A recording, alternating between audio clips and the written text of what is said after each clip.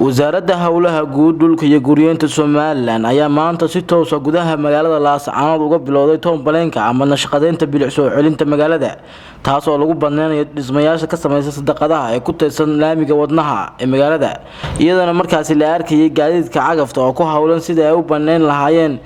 goobaha ay ku yaalaan dhismayaasha jiingadaha injineerka wasaaradda hawlaha guud maxamed cali ayaa warfideenka uga halka ay marayso shaqadu aad baan ugu mahadnaqayaa ilaa saako waa nala socoteen hawlgalkan ku jiray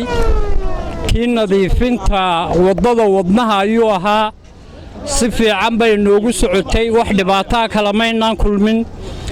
waxaan aad ugu digayaa dadweynaha inta hadhay ee aanu maanta digniinta siinay ilaa 2 ilaa 5 galabnimo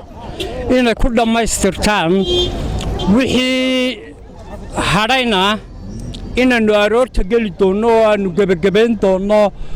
oo suuqii sidaa nadiif ku noqon doono bilicda soo baxda way idin muuqataa dadweynahana waxaanu u sheeganaa inaanu annagu ka talinayno wanaagga magaalada lascanod tacadina aanaan samaynayn muddo 15 cishaana aanu shaqadayadii u joojinay si aan dadka dhibaato ugu iman maantana wax dhibaato oo khasaaro aanu geysanay ma jiro dadkana sidaasaanu ku wacyigelinaynaa inay wixii hadhay alaabta ka gurtaan aroortana waa dhammaystiranaa aad iyo aad baan ugu mahadnaqayaa dadweynaha ganacsato shicib iyo cuqaasha salaadiinta saxaafadda ciidamada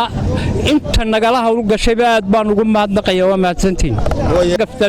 qaar baa la soo dhaafay bal maxaa kuwa lagu soo dhaafay mid walba waxaanu intuu alaabta ka guranayay maanta galka dambaan la ballanay